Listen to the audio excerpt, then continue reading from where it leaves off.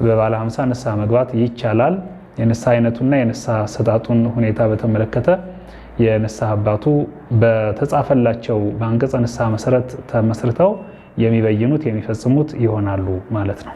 ፈጽሞ ሊያጸድቅ አይደለም፣ የኩነኔ ጣራው ከፍ ያለ መሆኑን ነው መናገር የምፈልገው። አስከሬኖች በተከማቹበት መቃብር ላይ ደም ማፍሰሳቸውን እንዲያቆሙና አላስፈላጊ መሆኑንም እንዲረዱ ግብረ መልሱም ይሄ መሆኑን ግልጽ ለማድረግ ያክል ነው። በመቃብር ላይ የበግ ደም ማፍሰስ ያጸድቃልን የሚል ነው ጥያቄው።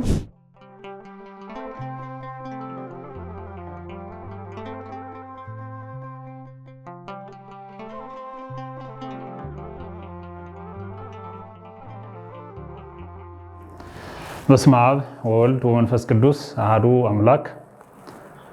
የተከበራችሁና የተወደዳችሁ የሚዲያችን ተከታታዮች በመንገደ ሰማይ ዩቲዩብ በዚህ ዘመን የቤተክርስቲያናችን ሁለተኛ አውደ ምሕረት ሆኖ አገልግሎት እንዲሰጥ ተደርጎ አገልግሎት እየሰጠንበት ያለ ሚዲያችን ነው። በዚህ ሚዲያችን እንደተለመደው መንፈሳዊና ማህበራዊ፣ ሀገራዊና ታሪካዊ የሆኑ ጉዳዮችን ለእናንተ በሚሆን መልክ እያሰናዳ በተደጋጋሚ ማቅረብ ከጀመርን ቆይተናልና በዚህ አጋጣሚ ዛሬም ደግሞ እንደተለመደው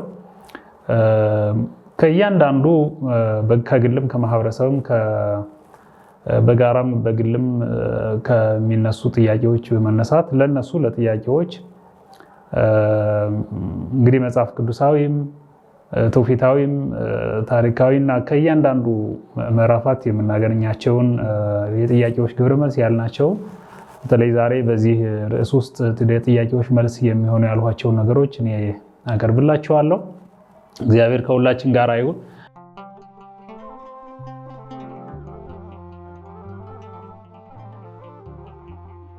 እንግዲህ ሰው ይጠይቃል። መጠየቅ ቀላል ነው፣ መመለስ ነው ከባዱ ነገር ለመንፈስ ቅዱስ ነው የሚሰጥ። መላሹ ሰው አይደለም፣ መንፈስ ቅዱስ ነው። ጠያቂው ሰው ሊሆን ይችላል።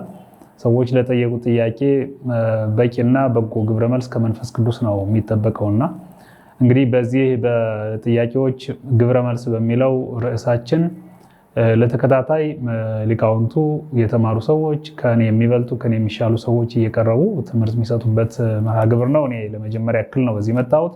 ዛሬ 1 2 3 4 የሚሆኑ ጥያቄዎችን ማብራሪያ ለመስጠት ሞክራለሁ። እንግዲህ የመጀመሪያው ጥያቄ ከባዕድ አምልኮ ጋራ የሚያያዝ ነው። መንፈሳዊ መስሎ በቤተክርስቲያናችንም በማህበረሰባችንም መሀል ያለ ጉዳይ ነው።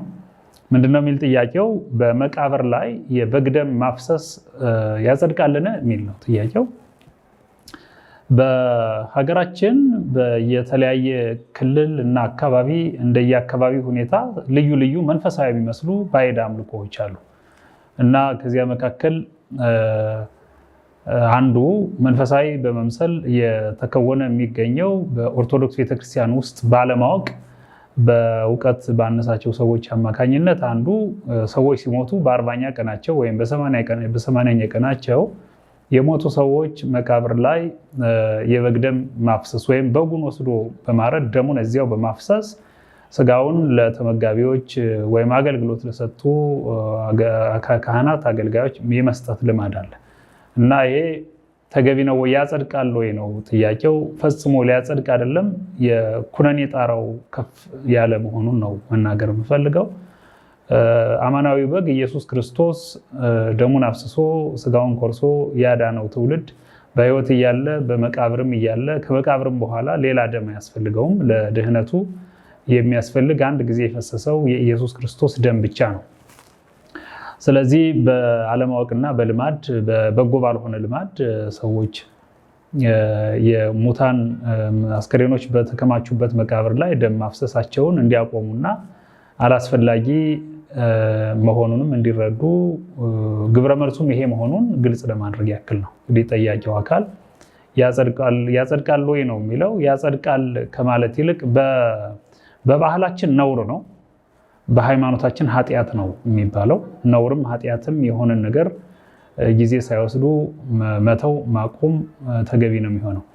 በካህናቱም በዲያቆናቱም ወይም በምዕመናኑም ግፊት ሊሆን ይችላል። እንደዚህ አይነቱ ነገር ሲፈጸም አይቶ ማለፍ፣ ካህናት ይህን እየፈጸሙ ከሆነ የክህነታቸው ሊያዝ የሚችልበት ከፍተኛ ስህተት ስለሆነ ክህነት የሌላቸው ምዕመናኑ ደግሞ ይሄ እንዲሆን እየገፋፉም እያደረጉም ከሆነ በፍጹም ልክ እንዳልሆነ መናገር እፈልጋለሁኝ። ደመ ክርስቶስ ነፃ ያወጣውን ትውልድ በበግ ደም በማፍሰስ ለማዳን መሞከርም ጭምር ሆኖ ስለሚታይ ይሄ ልክ አይደለም ነው ባጭሩ፣ መሆንም የለበትም። ስጋውን አርዶ አወራርዶ አገልግሎት ለሰጡ አካላት ማቅረብ በዝክርነትም በምግብነትም በአንድ በኩል ያጠግባል፣ በሌላ በኩል ደግሞ ያጸድቃል። ከዚህ የተሻገረ ምንም ሌላ ጥቅም የለውም ነው። አንደኛው ይሄ ነው። ሁለተኛው በባለ 50 አሁን ያለንበት ወቅት አጋጣሚ ባለ 50 ነው። በዚህ ወቅት ንስሐ መግባት ይገባል ላይገባም የሚሉ ጥያቄዎች ይነሳሉ። ከዚህም እንግዲህ በአጭሩ መልሱም የሆነው ንስሐ መግባት ይቻላል ነው። ንስሐ መግባት ይቻላል ማለት የታመመ ሰው በተለይ አሁን ባለው በሰለጠነው የሕክምና አገልግሎት ባለበት በዚህ ዘመን 24 ሰዓት የሕክምና ተቋማት ክፍት ናቸው። የነፍስም ኃጢአት ማለት ህመም በሽታ ማለት ነው። በነፍስ ህመም የደረሰበት ሰው ጊዜ መውሰድ መዋል ማደር ነገ ዛሬ ማለት የለበትም። ኃጢአት የሰራ ሰው መጀመሪያ ኃጢአት መስራት የለበትም። ከሰራ ግን ሳይውል ሳያድር ንስሐ መግባት አለበት። በበዓላት በሌላም ስበብ ምክንያት ንስሐ ሳይገባ መዋል ማደር አይኖርበትም እና ንስሐ መግባት ይቻላል ነው። ምናልባት የንስሐ አይነቱ ነው ሊለያይ የሚችለው። አሁን እንግዲህ በባለ 50 በመደበኛው ህጋችን መስገድ መጾም አይፈቀድም፣ ክልክል ነው።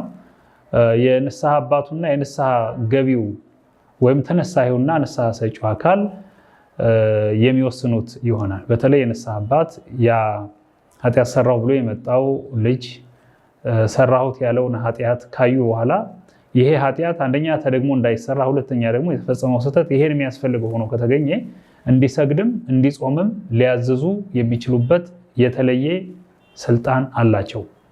በዚህ መንገድ በንስሐ አባት አማካኝነት በልዩ ኬዝ እንደሚባለው ንስሐ መስጠት ይቻላል። ንስሐ የማይገባበት ጊዜም አይደለም። ባለ 50 ቀን ሙሉ ሰው እንዴት ንስሐ መግባት አይቻልም ብሎ እስከ ኃጢአቱ ድረስ ሊሰነብት ይችላል? በዚያ መሃል ቢሞት ተጠያቂ ማን ሊሆን ይችላል ነው እና ባጭሩ በባለ 50 ንስሐ መግባት ይቻላል። የንስሐ አይነቱና የንስሐ አሰጣጡን ሁኔታ በተመለከተ የንስሐ አባቱ በተጻፈላቸው በአንቀጸ ንስሐ መሰረት ተመስርተው የሚበይኑት የሚፈጽሙት ይሆናሉ ማለት ነው።